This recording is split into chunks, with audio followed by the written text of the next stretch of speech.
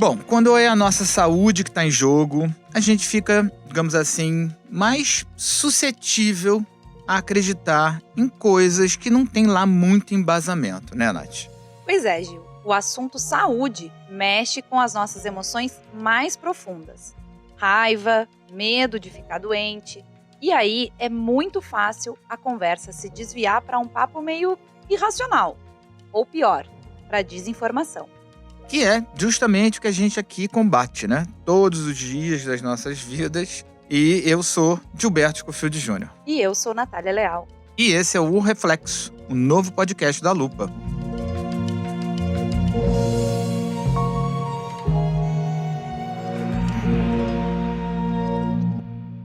Nessa temporada de estreia do nosso podcast, a gente debate com especialistas super qualificados as consequências da desinformação no Brasil. Bom, e hoje a nossa convidada é uma lutadora incansável que a gente não conhecia pessoalmente, mas eu já me sinto íntimo, porque eu sou muito fã de, assim, largar o que tá fazendo para assistir a entrevista na TV. E que, felizmente, tá na mesma trincheira que a gente, né? A microbiologista Natália Pasternak. Seja muito bem-vinda. Bem-vinda, minha xará. Obrigada, Gilberto. Obrigada, Natália. É um prazer, uma honra estar aqui com vocês. A Natália se destacou muito na luta contra a desinformação nesse último ano de pandemia, né? Eu digo, ao longo de 2020 e agora em 2021, né? Nesse período pandêmico. Mas antes disso, ela já tinha fundado o Instituto Questão de Ciência para promover o pensamento científico e o uso de evidências científicas em políticas públicas. Então, nosso papo hoje é sobre saúde, claro, mas a gente tem que começar do princípio, né? Então, vamos lá, Natália, como é que a gente pode qualificar o debate público por meio da ciência, ou pelo menos envolvendo aí a ciência nas discussões? Gilberto, primeiro a gente tem que reconhecer a necessidade disso, de que as políticas públicas sejam baseadas em evidências científicas e não em achismo, em ideologia. Então, quais são as estratégias para você garantir isso? No Instituto Questão de Ciência, a gente trabalha com dois braços, duas estratégias. Uma é a comunicação direta com a população. E a gente faz isso com meios de comunicação tradicionais. Então, nós temos uma revista Questão de Ciência. A gente usa também as plataformas digitais, as mídias sociais. Então, com todos esses veículos de mídia, a nossa estratégia é falar diretamente com a população para fazer um trabalho que a gente chama de letramento científico, que é explicar como a ciência funciona, quais são os processos da ciência, por que eu sei que tal medicamento funciona, por que eu sei que a Terra não é plana. Então, explicar todo o pensamento científico. O outro braço é falar diretamente com os tomadores de decisão. Então, é um braço que é conhecido em inglês como advocacy e não tem uma tradução muito boa para o português. Mas é um trabalho de realmente tentar fazer uma ponte entre a ciência e órgãos de governo, de parlamento. Então, os nossos legisladores, os nossos parlamentares, os membros do executivo, as pessoas que realmente estão envolvidas na confecção e na implementação dessas políticas públicas. Esse trabalho é o trabalho mais difícil, porque requer uma interação realmente com os membros do executivo e do legislativo, e isso requer que eles também estejam dispostos a essa interação, o que no atual momento, nesse governo, fica bastante prejudicado, apesar de que durante a pandemia a gente teve vários membros de prefeituras e estados e parlamentares que vieram nos procurar em busca de evidência científica. Então, com esses dois braços, a gente tenta garantir que as políticas públicas sejam baseadas em evidências. Muito bom. Agora, eu tenho uma dúvida sobre se muita gente tem criticado os produtores de ciência pela dificuldade de comunicação daquilo que fazem para fora da academia, para fora dos institutos de pesquisa. O que você pensa sobre isso? Tem essa culpa? A culpa existe, mas ao mesmo tempo não é justo você exigir desses profissionais um desempenho para o qual eles nunca foram preparados. Então, existe a culpa no sentido de que a culpa é da academia como um todo, justamente de não preparar os seus profissionais, de não valorizar a comunicação da ciência da mesma maneira como se valoriza a produção da ciência. Então, o nosso sistema acadêmico no Brasil e no mundo também, mas acho que em alguns locais do mundo isso já está mudando há mais tempo. No Brasil, a comunicação da ciência é uma atividade muito recente e ainda muito vista como secundária, como hobby, alguma coisa que o cientista faz nas horas vagas. A comunicação da ciência não é vista como uma atividade essencial e institucional dentro da academia para garantir a continuidade da própria ciência. Com o corte de quase R$1 bilhão no orçamento, as universidades federais pedem socorro. A Federal do Rio de Janeiro, a maior do país, diz que corre risco de parar as atividades, como as pesquisas para desenvolver uma vacina contra a Covid-19. E essa mentalidade é que tem que mudar. Muito mais do que cobrar de todo cientista que ele também seja capaz de ser um bom comunicador, porque isso não vai acontecer, é cobrar das instituições que a comunicação científica seja valorizada dentro da instituição, para que aqueles cientistas que querem ter esse preparo, que têm interesse, vontade e até um talento para comunicar a ciência, tenham acesso e tenham incentivos institucionais. Porque a gente não tem dentro da academia incentivo institucional, bem pelo contrário. Nós somos quem faz comunicação da ciência na academia, é mal visto. É o cara que está perdendo tempo, que devia estar usando esse tempo para publicar paper, para fazer pesquisa. E daí você fala, bom, mas se todo mundo fizer só pesquisa e ninguém comunicar a ciência, como é que a sociedade vai saber o que a gente faz? Ao mesmo tempo, se todo mundo for comunicar a ciência e ninguém fizer pesquisa, também não dá certo. Não vai funcionar, né? Então precisa achar um ponto de equilíbrio, e esse ponto de equilíbrio ele passa justamente por valorizar a comunicação da ciência como uma atividade fim e não um hobby. E você sente preconceito dos teus colegas com relação a cientistas que estão na mídia? Existe isso? Eu acho que hoje muito menos, porque se a pandemia mostrou alguma coisa foi a importância do cientista que está na mídia, que sabe se comunicar, que está disposto a doar o seu tempo para fazer comunicação da ciência. Mas no começo da minha carreira com comunicação de ciência, sim, eu era muito mal vista, eu era visto como a cientista que você largou uma brilhante carreira na academia para fazer comunicação de ciência.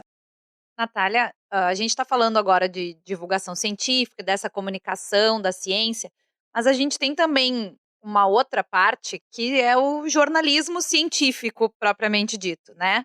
E que, enquanto tu estava falando sobre essa questão de se incentivar dentro da academia, que se faça comunicação e tal, eu fiquei pensando um pouco sobre, já que a gente não tem tanto esse incentivo dentro da academia, o jornalismo científico me parece que deveria ter um pouco esse papel de fazer também uma mediação, né?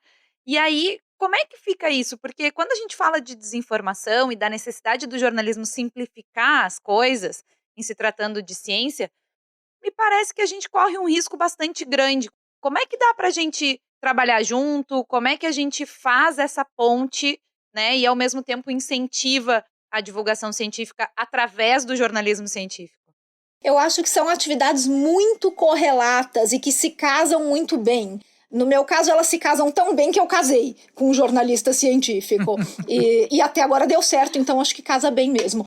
Mas é realmente uma atividade correlata. São atividades que caminham juntas, mas elas não são iguais, elas não são a mesma atividade.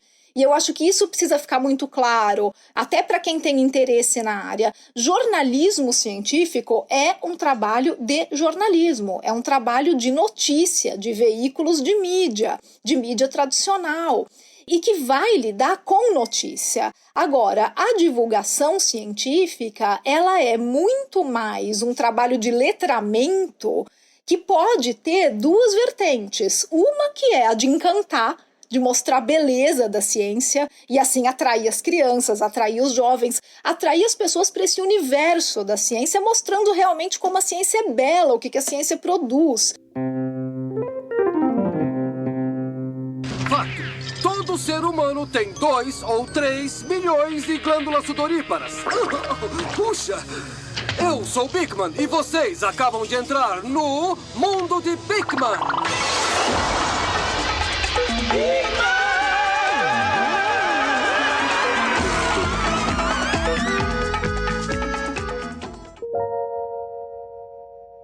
E o outro lado, que é muito o que eu faço, que é o de realmente educar, mostrando os processos da ciência, como a ciência funciona.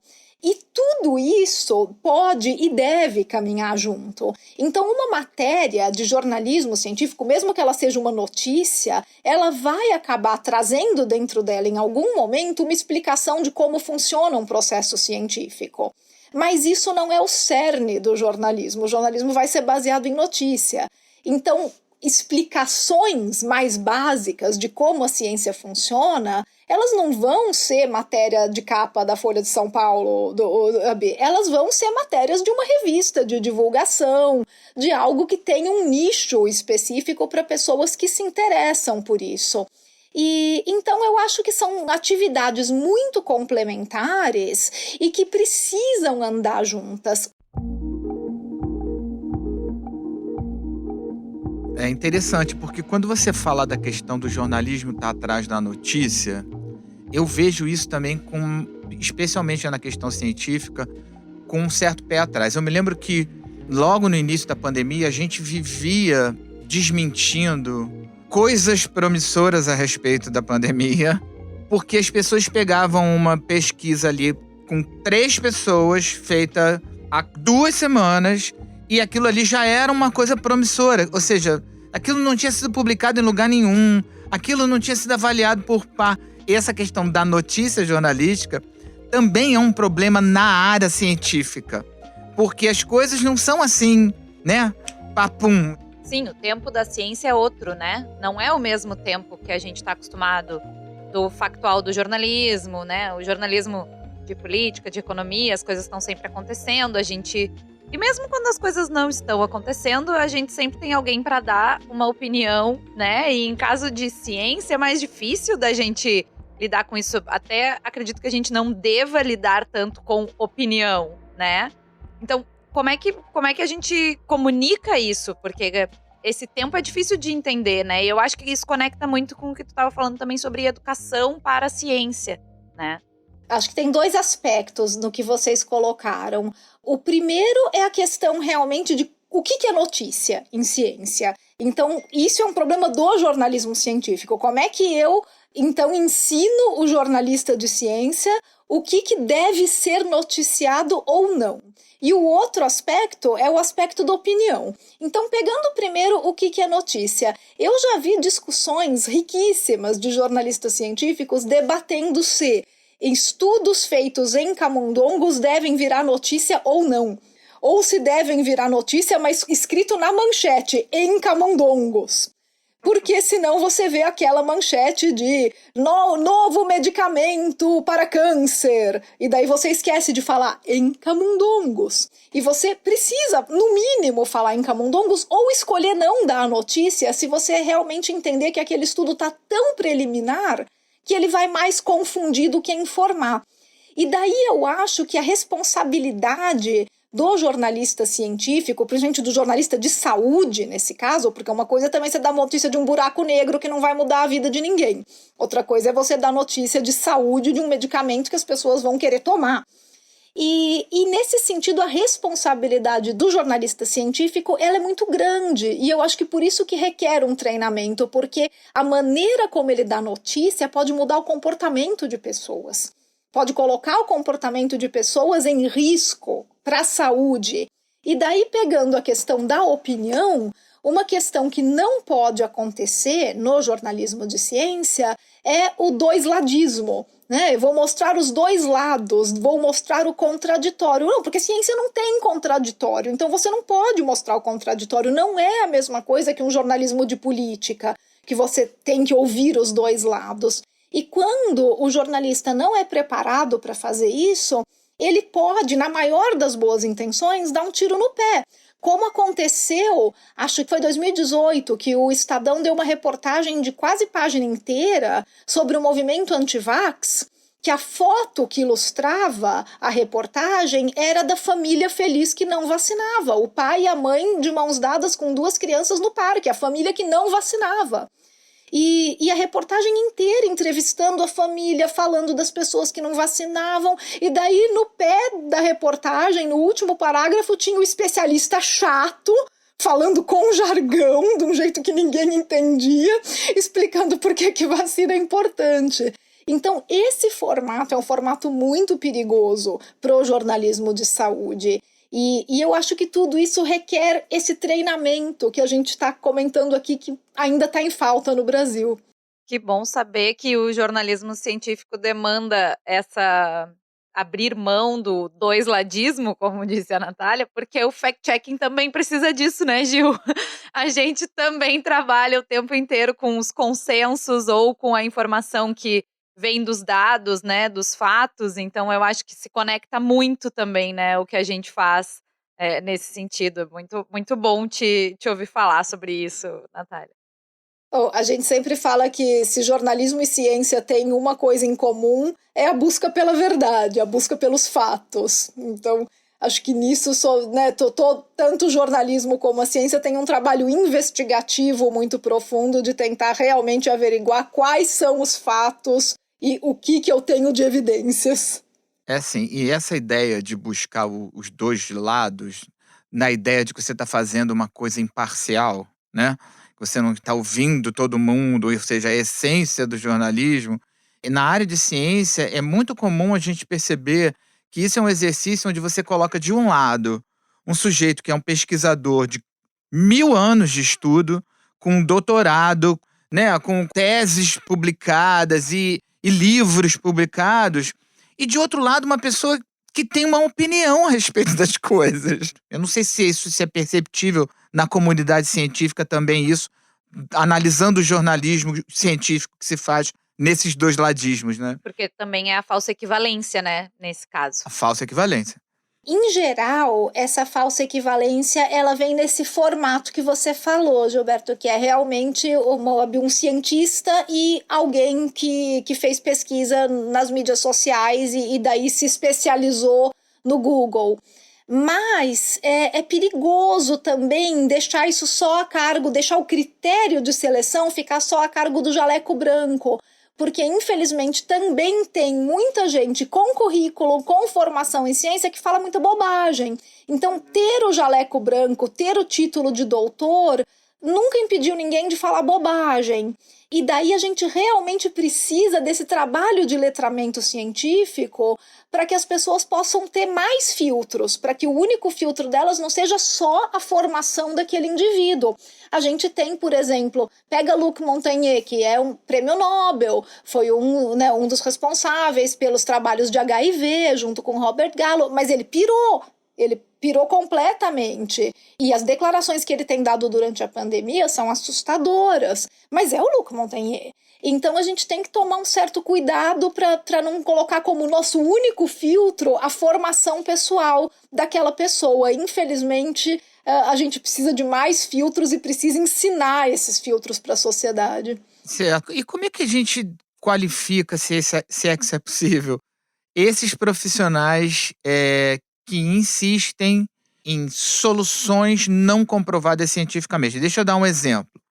A questão da hidroxicloroquina e da cloroquina, certo? É possível ver médicos confiando, digamos assim, na existência do tratamento precoce, um assunto que, né, já contextualizado e negado por vários estudos e várias instituições, e instituições multilaterais como a OMS. Olha, a questão médica é uma questão para eles resolverem entre eles. Eu não sou médica, eu sou microbiologista, então a questão deles como profissão, como classe, não cabe a mim discutir. O que cabe para mim é justamente mostrar o consenso científico que a gente já tem a respeito do uso desse medicamento para a Covid-19, que é um consenso internacional, com uma robustez de trabalhos apresentados absurda. Então a gente tem realmente trabalhos de altíssima qualidade que foram feitos com padrão ouro de metodologia científica de testes de medicamentos, dizendo claramente que esse medicamento não funciona para a Covid-19. E daí o meu papel, principalmente como cientista básica da micro e como comunicadora de ciência, é conseguir traduzir o que esses estudos dizem pro médico. E isso é perfeitamente possível de fazer. Ninguém precisa de um super background em ciência para entender como funciona um teste de medicamento. A gente viu aí em 2020 as pessoas acompanhando o teste clínico de vacina como se fosse novela das 8. E de repente as pessoas estavam falando, porque o duplo cego, porque o placebo. E as pessoas estavam entendendo como que funcionava o racional de um teste clínico de vacina, que é uma comparação entre grupos. E a TV Brasil transmite ao vivo a reunião da Anvisa, que vai bater o martelo sobre os pedidos de uso emergencial da vacina de Oxford e da Coronavac, a partir das 10 da manhã deste domingo. Você também pode acompanhar tudo pelas nossas redes sociais. Então, entender como a ciência funciona é perfeitamente possível para qualquer um, para qualquer cidadão. Não precisa de um treinamento em ciência para entender o racional por trás daquilo. Mas aí a gente esbarra nas preferências político-ideológicas de cada um. E também esbarra numa certa fragilidade cognitiva, para citar o meu amigo que é médico, o Dr. Luiz Correia, que ele sempre coloca isso, que infelizmente alguns médicos sofrem dessa fragilidade cognitiva, que é uma dificuldade de entender o método científico. É uma maneira bem elegante do Luiz Correia, por isso que eu roubei dele. Mas é uma maneira realmente muito didática de explicar o que acontece, que por não entender os processos da ciência, muitas vezes os médicos que querem o melhor para os seus pacientes, eu não estou falando dos picaretas, estou falando dos honestos, eles acabam realmente se iludindo com resultados imaginários que eles acham que estão vendo. Mas eu dei cloroquina e o paciente melhorou. E isso mostra que ele não entende como é que se testa um medicamento. Então, o que a gente pode tentar fazer? Mostrar para ele como se testa um medicamento. Se a gente vai conseguir que ele entenda isso e mude de ideia diante das evidências, aí é outra história, porque daí a gente vai esbarrar em preferências ideológicas, políticas, uma resistência pessoal, um apego emocional com aquele tipo de medicamento. Então daí somos todos humanos e não é fácil fazer esse tipo de trabalho de comunicação.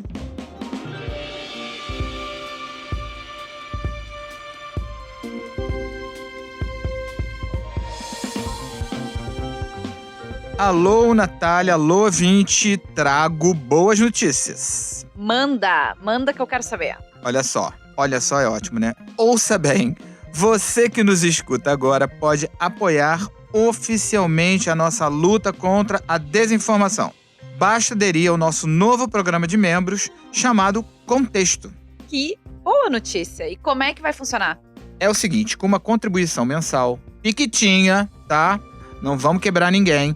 Os membros do Contexto vão ter descontos nos treinamentos e oficinas da Lupa, vão participar de grupos de discussão e eventos com especialistas e ter acesso a conteúdo exclusivo para compartilhar em aplicativo de mensagem. Ou seja, como convencer aquela pessoa mala do WhatsApp da família com fatos e, melhor do que isso, com técnicas de comunicação não violenta. Porque é preciso construir ponte, não é deixar de lado aquela arrogância de falar, não seja estúpido, a verdade está aqui.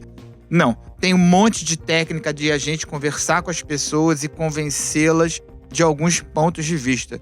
E isso a gente vai dividir com vocês no nosso programa de membros, tá?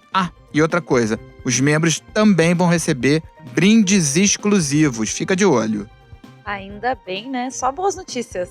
Então, vem com a gente defender a informação verificada e de qualidade. Acesse o site da Lupa, lá no www.lupa.news e seja parte do Contexto.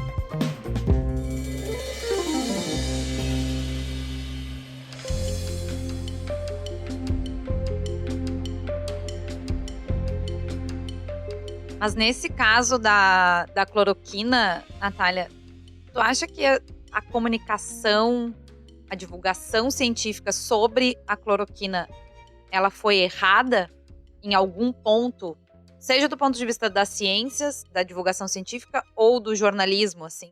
Eu acho que, no geral, a mídia tem se saído muito bem e principalmente o jornalismo brasileiro, tem se saído muito bem durante a pandemia. No caso específico da cloroquina, eu acho que bem no começo a gente podia ter evitado o doisladismo. Teve muito debate entre quem era a favor e contra da cloroquina, e eu sei porque eu fui convidada para vários, professora, a gente precisa de alguém para falar contra. Eu falava, gente, eu não sou contra remédio, não dá para ser contra remédio, é um remédio, não é uma posição política.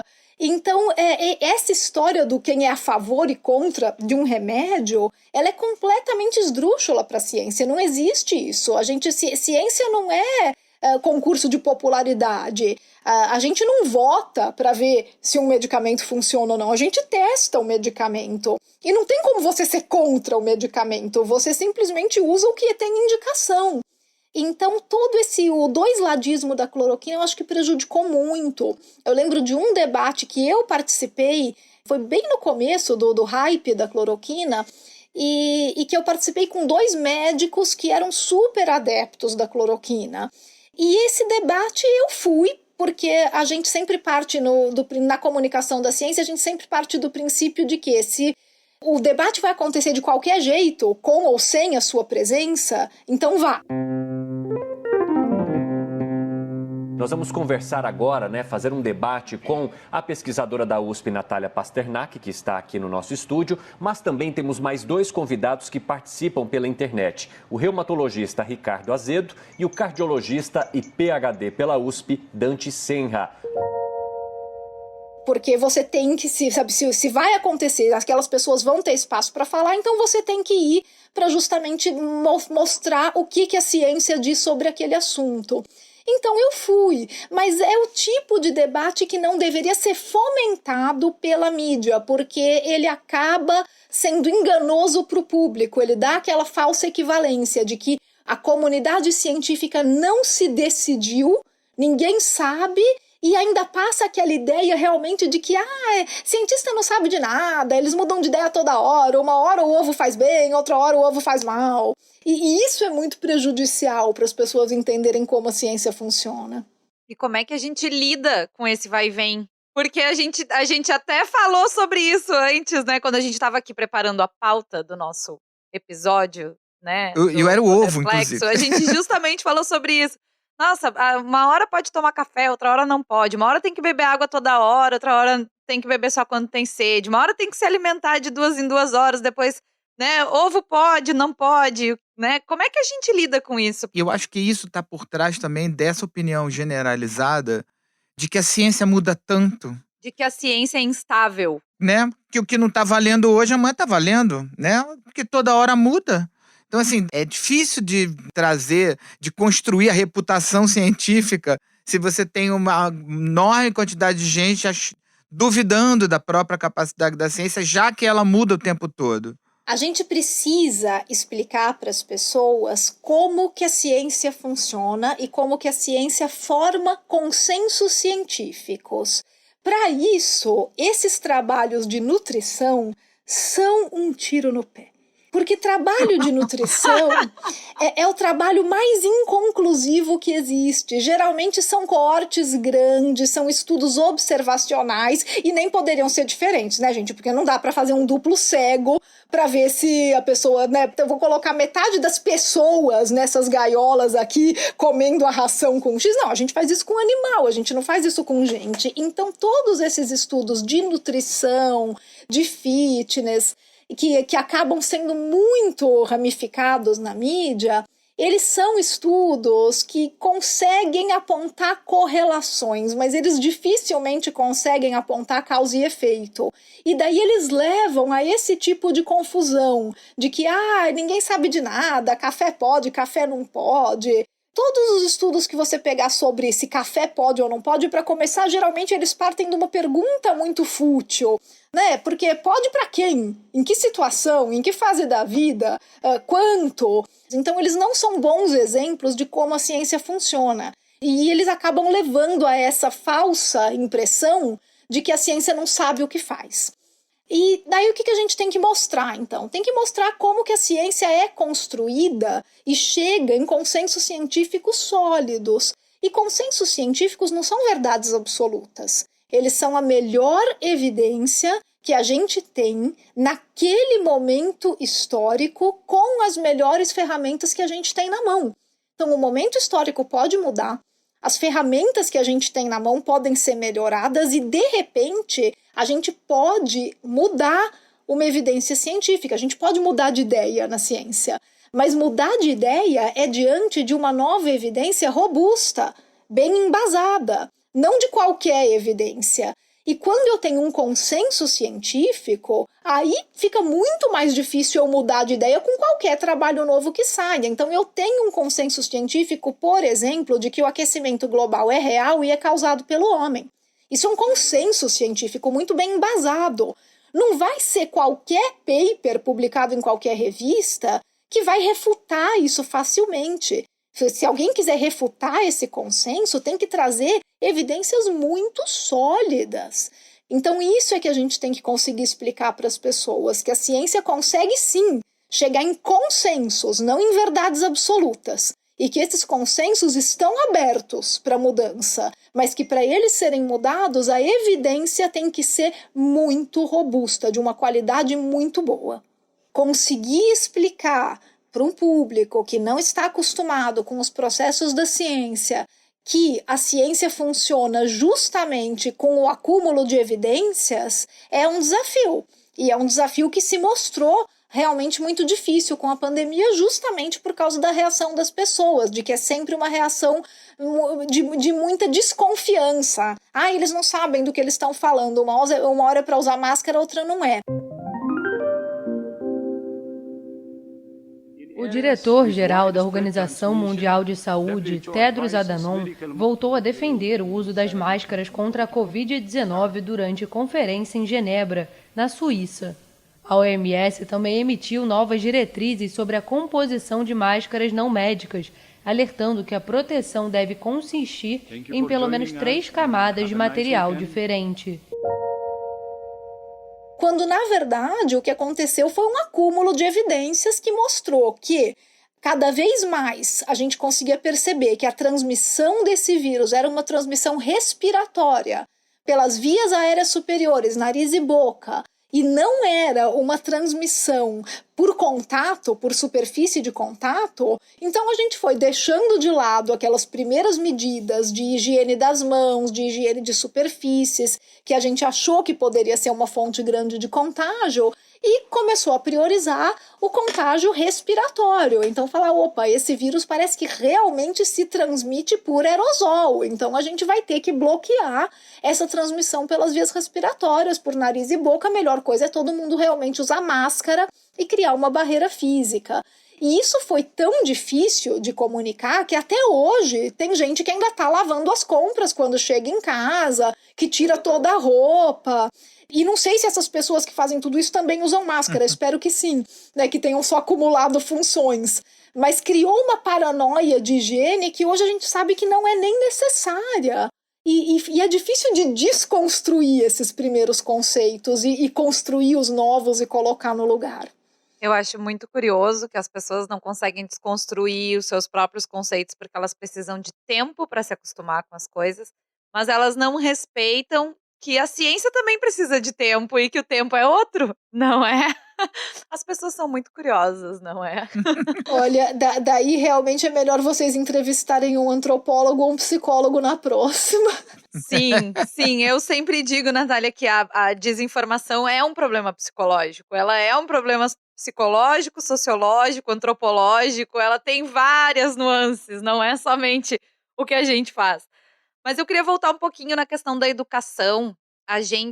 No primeiro episódio do Reflexo, a gente entrevistou a Paula Cesarino, que foi ombudsman da Folha, e a gente falou bastante sobre o processo que a gente persegue na Lupa, que é um processo de educação midiática, e que passa por mostrar o que é o jornalismo, como ele é feito, né? Quais são os tipos de jornalismo. A gente mostra a falsa equivalência, a gente mostra o doisladismo, a gente mostra uma série de processos de jornalismo declaratório que acontecem nas redações, porque isso auxilia as pessoas a compreenderem, né, a sistemática do jornalismo.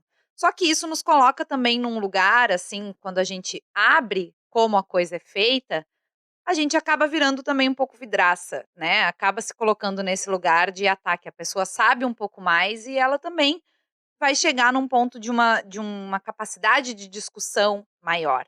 E eu imagino que quando a gente está falando de educação para a ciência, isso também aconteça, né? Então, como que a comunidade científica está preparada para isso? Está preparada para a gente ter um pouco mais, ter um questionamento mais embasado das pessoas? Olha, eu acho que ainda não, mas eu acho que está se preparando. Eu acho que é um processo em construção. Assim como as agências de checagem também são um processo no Brasil relativamente jovem, a comunicação da ciência também, e principalmente a comunicação da ciência feita pela academia. Como eu falei, de maneira institucional ainda é raríssimo. Eu acho que é um preparo que precisa acontecer, mas que requer justamente isso, requer preparo, requer treino, dificilmente vai cair do céu. E para a gente conseguir prover esse treinamento, esse preparo, a gente precisa primeiro que a atividade seja valorizada, que ela não seja vista como ela é hoje, como uma coisa secundária, um hobby. E assim, eu queria saber o que você acha o que a gente aprendeu nessa pandemia para melhorar o combate à desinformação, tanto do ponto de vista do jornalismo científico, quanto do ponto de vista da comunicação científica. A gente evoluiu. A próxima pandemia vai ser menos sofrida, Espero que sim. do ponto de vista de comunicação, não? Espero que o tempo não me desminta, mas acho que a gente evoluiu sim. Eu vejo duas lições muito importantes que a gente aprendeu com a pandemia. Primeiro é que a informação correta precisa circular. Isso é um trabalho que eu faço e é um trabalho que vocês fazem. A informação correta precisa circular. Ela precisa estar disponível nas mídias sociais, na internet, de forma acessível, de forma didática, de forma que as pessoas entendam e, de preferência, de forma gratuita também. Então, precisa circular. Esse é o nosso trabalho. A gente às vezes fica muito desesperado em quantos cliques a gente vai ter. Eu vejo muita gente começando na divulgação científica. Mas eu quero, como é que eu faço para o meu canal no YouTube ter mais cliques? Tem um monte de algoritmos que você pode explorar e eu não entendo de nenhum. Mas o importante é fazer a informação circular. Esse é o cerne do nosso trabalho. E o outro aprendizado, que eu acho que é um aprendizado sofrido, mas ele é real, é que não existe limite para repetição, né? A gente precisa repetir a informação correta o tempo todo. Gente, eu estou falando que cloroquina não funciona faz um ano. Nós também. E vocês também. Tipo, a gente não aguenta mais falar de cloroquina, mas a gente vai lá e fala de novo, porque precisa. Exatamente. Então a gente aprendeu a duras penas, e por mais sofrido que isso seja, que não existe repetição. Sempre vai ter alguém que vai estar vendo aquele argumento pela primeira vez. Então fazer a informação circular e repetir isso à exaustão, eu acho que são aprendizados dessa pandemia que vão melhorar a nossa comunicação de ciência daqui para frente. E eu tenho uma coisa, Natália, que eu estava discutindo com outras pessoas, que é o seguinte: quando você é um negacionista da Terra é plana, enfim, você é só um idiota que acredita num pires. Mas se você é um negacionista com relação a uma questão pandêmica, você está tratando de saúde pública e, ao fim e ao cabo, isso pode se refletir em morte, tá? Então, assim, são desinformações, mas com consequências absurdamente diferentes. Como é que a gente trata isso do ponto de vista institucional, sabe? Eu digo isso porque quando eu vejo determinado silêncio, por exemplo, de uma autoridade como o Conselho Federal de Medicina a respeito de tratamento precoce, isso me dá um estado de nervos, assim. Eu fico realmente preocupado sobre várias instâncias de instituições e fundações que deveriam estar mais comprometidas com as informações confiáveis, verificáveis, embasadas, científicas, corretas, num assunto que é tão grave quanto a saúde pública. Com certeza, Gilberto. Em relação à gravidade, a gente tem que dar mais atenção, principalmente quando a gente está machucando pessoas, quando a gente está machucando a saúde das pessoas, e em questões de saúde pública ou até de saúde individual, de pessoas que vão buscar tratamentos que podem fazer mal para elas ou para os seus filhos, ou tratamentos que não funcionam. Então, certamente, a nossa atenção com essas questões de saúde sempre vai ser uma ênfase muito maior, uma preocupação muito maior do que com as questões, por exemplo, do terraplanismo ou da astrologia. Mas, ao mesmo tempo, se a gente não der atenção nenhuma para as questões que parecem inofensivas, como acreditar em astrologia ou que a Terra é plana, a gente está deseducando a população. E ao deseducar a população, a gente está formando um pensamento irracional que vai levar essas pessoas, pode levar, é óbvio que não é determinístico, mas que pode levar essas pessoas a acreditar em cloroquina. Porque o tipo de raciocínio é parecido, é um raciocínio anti-ciência, é um raciocínio que dispensa o método científico e acredita no que lhe convém. Então, uma coisa super inócua, como astrologia, você fala, ai, mas o que tem acreditar em signo, né? Não vai fazer mal para ninguém. Mas aquela pessoa está realmente acreditando que a posição dos planetas no momento e hora em que ela nasceu e local vão ter qualquer influência na personalidade dela, e pior, ela acredita que isso é científico. Ela acredita que isso é baseado em ciência. E esse tipo de pensamento, ele é a base de um pensamento anti-ciência. Eu não estou dizendo que todo mundo que curte astrologia, até porque muita gente que curte, na verdade, nem acredita, né? Acaba virando uma coisa meio social. Mas, então, não querendo dizer que todo mundo que curte astrologia vai acreditar em terra plana ou em cloroquina, mas que faz parte do nosso papel como comunicadores de ciência, ou pelo menos do tipo de comunicação de ciência que eu faço, que é o letramento científico, faz parte do meu papel, com essa profissão que eu escolhi, explicar por que a astrologia não é ciência.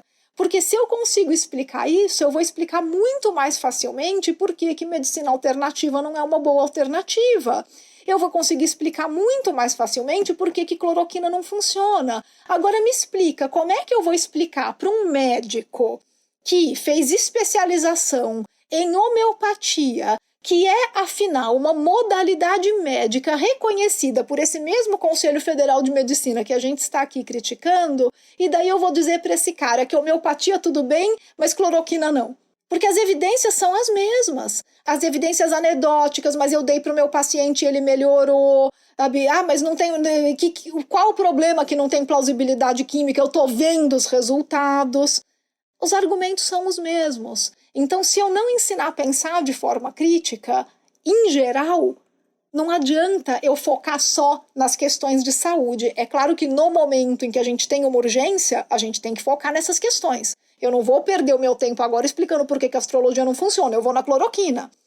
Mas, fora de uma época de emergência, é importante que esse trabalho de letramento científico seja feito em todas as áreas. É uma delícia esse papo, eu por mim ficaria aqui horas, mas a gente... Gil, já que tu estava emocionadíssimo por estarmos entrevistando a Natália, antes de eu encaminhar para o nosso final, eu quero te perguntar se tu tem mais alguma pergunta específica para fazer para a Natália, porque eu não vou interromper o teu momento. Eu tenho sim, eu quero saber Eu sabia, eu tinha certeza. se a Natália é otimista diante de tudo isso que a gente está vivendo em termos de desinformação na área da saúde. A gente chegou num turning point, o assunto está bem parado, quer dizer, nunca está bem parado, claro, mas a gente melhorou, a gente se aparelhou melhor para lidar com esse tema? Eu acho que sim. Eu acho que o otimismo, ele vem de uma esperança de que todo esse trabalho que a gente desenvolveu durante a pandemia de letramento científico, de aproximação com o jornalismo, com a mídia, que tem feito um trabalho excelente, que ele seja frutífero para o futuro, que ele realmente continue dando frutos, que ele continue sendo produtivo e que ele continue ensinando as pessoas a pensar. Por mais que a gente veja a pandemia descontrolada no Brasil e por mais que seja difícil olhar com otimismo para esse governo, se você olhar, por exemplo, para a reação da população nas manifestações contra o governo recentes que a gente teve. Se você olhar a quantidade de pessoas que se interessaram por ciência, que estão buscando, né, novos conhecimentos que de repente nunca passou pela cabeça delas. Se você olhar que de repente cientistas estão falando na TV sobre testes clínicos de vacinas e medicamentos. Gente, outro dia eu estava falando no Jornal Nacional sobre convergência evolutiva. Quando é que eu sonhei que eu ia falar o termo convergência evolutiva no Jornal Nacional? Então, essa oportunidade que surgiu durante a pandemia de levar a ciência para o cotidiano das pessoas, onde ela sempre esteve, mas ninguém nunca percebeu, é uma oportunidade que deve ser encarada com otimismo. Eu acho que é realmente uma oportunidade de mostrar a necessidade e a importância de ter uma sociedade que valoriza a ciência, uma sociedade que é cientificamente letrada, que é capaz de compreender a ciência e, por compreender, valorizá-la. E, por valorizá-la, investir em ciência e investir em educação. Se a gente conseguir seguir esse caminho, sim, eu tenho bastante otimismo, mas não tenho otimismo no atual governo. Tá ótimo.